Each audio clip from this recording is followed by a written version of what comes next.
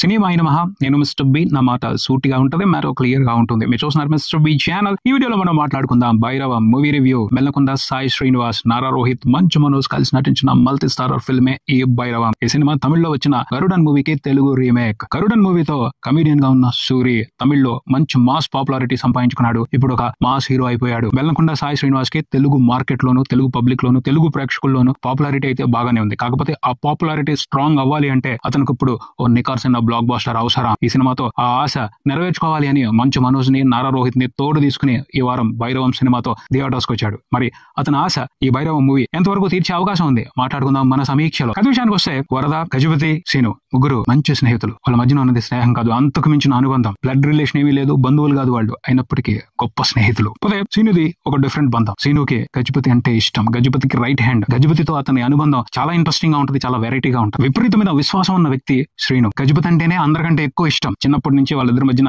అలా bond create అయింది. గజపతి ఏం చేసినా సరే అతను వెనకాల ఉంటాడు, అతను తప్పు చేసినా సరే అతను వెనకాల ఉంటాడు. కానీ గజపతి పర్ఫెక్ట్ పర్సన్ కాదా అన్నది ఈ సినిమాలో కీలకమైన వ్యవహారం. వరద మాత్రం ధర్మం కోసం నిలబడతాడు, ధర్మం కోసం పోరాటం చేస్తాడు. శ్రీను ధర్మం కోసం ఉంటాడు, కాకపోతే ముందల అనుబంధానికి, ఆప్యాయతకి, ఆత్మీయతకే ప్రిఫరెన్స్ ఇస్తాడు. ఎందుకంటే అతను అనాథ, ఎవరు లేరు. వరద, గజపతి శ్రీనుని ఆదరించారు, అందుకని వాళ్ళ ఇంట్లో మెంబర్ లా ఉంటాడు, వాళ్ళ ఇంట్లో ఒక విశ్వాసమైన వ్యక్తిలాగా ఉంటాడు. వరద కంటే కూడా గజపతితోనే అతనికి రిలేషన్ స్ట్రాంగ్ గా ఉంటుంది. పోతే ఈ ముగ్గురు అనుబంధం మీద కాలానికి కన్నుగుట్టింది. ఓ విలన్ వచ్చాడు, అతనికి ఒకటి కావాలి. ఏం కావాలి అంటే ఆ ముగ్గురు ఉంటున్న ఊర్లో వారాహి అమ్మవారి గుడి ఉంది. ఆ గుడి పేరు మీద ఓ స్థలం ఉంది.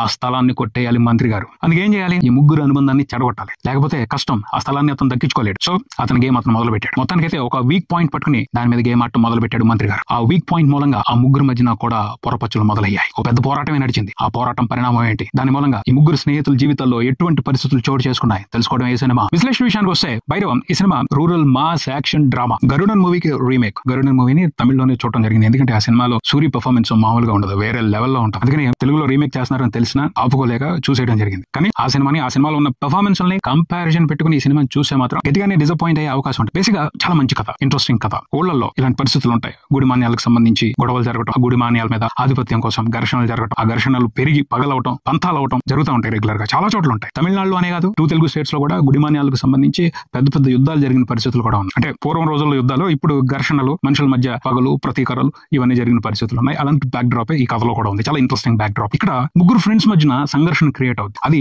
చాలా స్పెషల్ పాయింట్ అని చెప్తాను. ఎంత స్ట్రాంగ్ ఫ్రెండ్స్ అయినా సరే ఏదో ఒక పాయింట్ లో వీక్ అవుతారు. దాని మూలంగా ఆ ఫ్రెండ్షిప్ మధ్యన బ్రేకప్ వస్తుంది. ఆ పాయింట్ ని బేస్ చేసుకుని చాలా ఇంట్రెస్టింగ్ ఈ కథను రాశారు. మనం ఎక్స్పెక్ట్ చేయని విశేషాలు ఉంటాయి ఈ సినిమాలో, ముఖ్యంగా క్యారెక్టర్స్ కి సంబంధించి. మంచు మనోజ్ పోషించిన క్యారెక్టర్ ఈ సినిమాకి హైలైట్ అని చెప్తాను. ఆ క్యారెక్టర్ మూలంగానే ఈ సినిమాలో సంఘర్షణ అంతా నడుస్తుంది. అలాంటి రోల్స్ రెగ్యులర్ గా రాయరు, ఎందుకంటే తెలుగులో వచ్చేసప్పటికి క్యారెక్టర్ ఆర్టిస్టులను వేరుగా చూస్తూ ఉంటారు, హీరోలను వేరుగా చూస్తూ ఉంటారు. హీరో ఇంపార్టెన్స్ ఉన్న ఆర్టిస్ట్ కోసం ఇలాంటి రోల్స్ ఎవరు రాయరు. తమిళ్లో ఈ కథ ఆల్రెడీ వచ్చింది కాబట్టి దానికి సంబంధించి కొంత క్రేజ్ క్రియేట్ అయింది కాబట్టి ఒప్పించుంటారు. కానీ డైరెక్ట్ గా ఇలాంటి పాత్రలు, ఇలాంటి కథలు తీసుకెళ్లి తెలుగులో నిర్మాతలకు చెప్తే ఒప్పుకుంటారు అని గ్యారంటీ లేదు. తమిళ్లో ఆడింది కాబట్టి, తమిళ్లో కొంత పాపులారిటీ వచ్చింది కాబట్టి నమ్మి ఒప్పించి నారా రోహిత్ తోనూ మనోజ్ తోనూ చేపించారని చెప్పొచ్చు. ఏదేమైనప్పటికీ నాకైతే ఈ సినిమాలో ఫేవరెట్ క్యారెక్టర్ ఫస్ట్ అయితే మాత్రం మంచు మనోజ్ చేసిన గజపతి క్యారెక్టర్. ఆ క్యారెక్టర్ అలా ఉండటం మూలంగానే ఈ కథలో ఓ ప్రత్యేకత క్రియేట్ అవుతుంది. ఈ కథలో కీలకమే ఆ పాత్ర తీసుకునే డెసిషన్సే చాలా ఇంట్రెస్టింగ్ గా కథను ముందుకు నడిపిస్తాయి. క్లైమాక్స్ కానీ, ప్రీ క్లైమాక్స్ కానీ, సెకండ్ హాఫ్ కానీ ఇంట్రెస్టింగ్ గా ఉండటానికి ఆ క్యారెక్టర్ తీసుకునే మలుపులే కారణం అవుతాయి. అందుకని నేను మనోజ్ పోషించిన క్యారెక్టర్ బాగా ఇష్టపడతాను. తమిళ్లో కంటే తెలుగులో మనోజ్ మూలంగా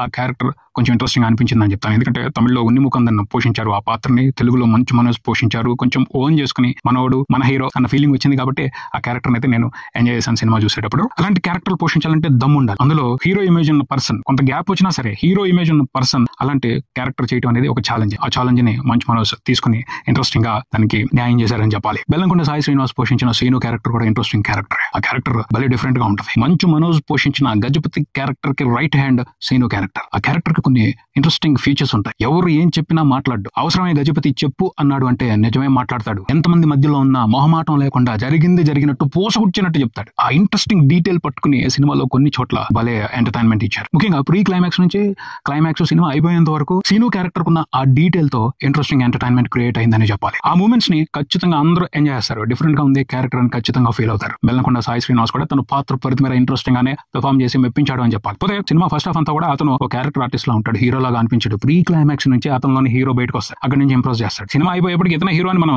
కన్ఫర్మ్ చేసుకుంటాం, కానీ స్టార్టింగ్ లో అతను హీరోలా ఉండడు, మిగతా ఇద్దరు కూడా హీరోలా ఉండరు. కథ నడుస్తుంది, కథ ఇంట్రెస్టింగ్ గా నడిపిస్తా ఉంటారు. అంటే ఆ క్యారెక్టర్స్ అంత స్ట్రాంగ్ గా ఉంటాయి. కానీ ఫస్ట్ హాఫ్ లో ఓ ప్రాబ్లం ఉంది, అదేంటంటే కథ ఫ్లో సరిగ్గా లేదు. ఫస్ట్ హాఫ్ లో సీన్స్ ని ఎలా చెప్పారు అంటే ముక్కలుగా చెప్పినట్టు ఉంది, ఫ్లో ని సరిగ్గా డ్రైవ్ చేయలేదు. ఫస్ట్ హాఫ్ వరకు అయితే సినిమా మాత్రం ఓ డ్రామా నడుస్తున్నట్టు ఉంది, సినిమా చూస్తున్నట్లు. డ్రామా అంటే స్టేజ్ మీద సినిమాకు ఉన్నంత ఫెసిలిటీస్ ఉండవు, సో ఒక సీన్ తర్వాత ఒక సీన్ ని పెర్ఫార్మ్ చేస్తా వెళ్తారు, అలా నడిచింది first half. But second half లో సగం నుంచి మంచి ఫ్లో అందుకుంది సినిమా. ముఖ్యంగా ప్రీ క్లైమాక్స్ లో అద్భుతమైన ట్విస్ట్ ఒకటి ఉంటుంది, అక్కడ నుంచి ఎండ్ వరకు ఇంట్రెస్టింగ్ గా ఉంటుంది. అక్కడ కనెక్ట్ అవుతాం, అక్కడ బాగా ఎంగేజ్ అవుతాం సినిమా. ఆ ముందంతా కూడా కొంతవరకు డిసప్పాయింట్ అవుతాం, కంప్లీట్ గా కనెక్ట్ అవ్వం, కొన్ని డిస్టర్బెన్స్ ఉంటాయి. దానికి కారణం స్క్రీన్ ప్లే ఫ్లో కరెక్ట్ గా లేకపోవడం. డైరెక్టర్ విజయ్ కనకమేరల డైరెక్షన్ బాగా చేశారు, కాకపోతే స్క్రీన్ ప్లే ని సెట్ చేయడం దగ్గర కొన్ని మిస్టేకులు చేశారని చెప్పాలి. తమిళ సినిమాకి ఈ సినిమాకి చాలా తేడాలు ఉన్నాయి, చాలా మార్పులు చేసాం. అది కంప్లీట్ పర్ఫెక్ట్ రీమేక్ కాదు అని మెల్లంకొండ సాయి శ్రీనివాస్ చెప్పాడు, కానీ కంప్లీట్ రీమేక్ కాదు. ఆ సినిమాలో ఉన్న కొన్ని వాల్యుబుల్ విషయాల్ని వదిలేసి, అవసరమైన ఎమోషనల్ ఫ్లేవర్ ని వదిలేసి సింపుల్ గా నార్మల్ గా చెప్పుకుంటూ వచ్చారని చెప్పాలి. వాళ్ళు చేసిన చేంజెస్ ఏదైనా ఉంది అంటే ఎమోషన్ వదిలేయడం, అది ఈ సినిమాలో జరిగిన ఇంకొక మిస్టేక్ అని చెప్పొచ్చు. బెటర్ చేస్తే ఎమోషన్ స్ట్రాంగ్ అవ్వాలి, అంతేగాని ఎమోషన్ వీక్ అయిపోతే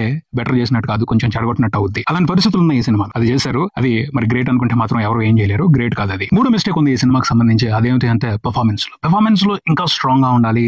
సిచ్యువేషన్స్, కథ, అక్కడ ఉన్న ఎమోషన్, సంఘర్షణ అంతా కూడా బలమైన పర్ఫార్మెన్స్ ఎక్స్పెక్ట్ చేస్తాయి. ఆర్టిస్టులు చేయలేకపోయారా, డైరెక్టర్ చేయించుకోలేకపోయాడా, మొత్తానికి అయితే ప్రాబ్లం ఉంది. ఈ పర్ఫార్మెన్స్ లో అయితే సరిపోలేదు. అక్కడక్కడ మాత్రమే యాక్టర్స్ బాగా షైన్ అయ్యారు, అక్కడక్కడ మాత్రమే యాక్టర్స్ అవసరమైన పర్ఫార్మెన్స్ ఇచ్చారు. సినిమా అంతా ఒకే ఫ్లో లో ఇవ్వలేదు సరైన స్ట్రాంగ్ పర్ఫార్మెన్స్ లు, ఇది మైనస్. ఇంకొక పెద్ద మైనస్, మంచు మనోజ్ మాత్రం చేశాడు, కొన్ని సిచ్యువేషన్స్ లో ఇరగదీసి పారేశాడు అంతే. అతని మీద ఎక్స్పెక్టేషన్స్ పెట్టుకుని వెళ్తారు ఆడియన్స్. తమిళ్లో గరుడన్ సినిమాని చూడని వాళ్ళు మంచు మనోజ్ పర్ఫార్మెన్స్ ని సాలిడ్ గా ఎంజాయ్ చేసే అవకాశం ఉంది. తెలుగు ప్రేక్షకులకు నచ్చేట్టు, తన ఫ్యాన్స్ ని ఎంటర్టైన్ చేసేట్టు బెల్లంకొండ సాయి శ్రీనివాస్ సీను క్యారెక్టర్ లో ఇంట్రెస్టింగ్ అని పర్ఫార్మ్ చేశాడని చెప్పాలి. తమిళ్లో సూరి క్యారెక్టర్ అసలు కంపేర్ చేయొద్దు, అతను లెక్క వేరు, ఇతను లెక్క వేరు. హీరోయిన్ శంకర్ గారు అమ్మాయి అతిథి, ఆవిడైతే సరిగ్గా చేయలేదు, సరిపోలేదు పర్ఫార్మెన్స్. క్యారెక్టర్ కూడా సింపుల్ గానే ఉంది, ఆవిడ పర్ఫార్మెన్స్ అయితే అంత ఆకట్టుకున్నట్లేదు. దివ్య పిల్లై మంగళవారం మూవీలో నటించారు, ఆవిడ ఈ సినిమాలో నారా రోహిత్ వైఫ్ గా యాక్ట్ చేశారు. ఆవిడ పర్ఫార్మెన్స్ కూడా ఇంకా స్ట్రాంగ్ గా ఉంటే బాగుండేది అనిపించింది. ముఖ్యంగా ప్రీ క్లైమాక్స్ లో సరిపోలేదు ఆవిడ పర్ఫార్మెన్స్, ఇంకా కావాలి, ఇంకా స్ట్రాంగ్ గా కావాలి. ఓకే పర్వాలేదు, మేనేజ్ చేశారు అంతే. ఆనంది ఆవిడ బాగా చేశారు, మంచు మనోజ్ వైఫ్ గా నటించారు, తన పర్ఫార్మెన్స్ మాత్రం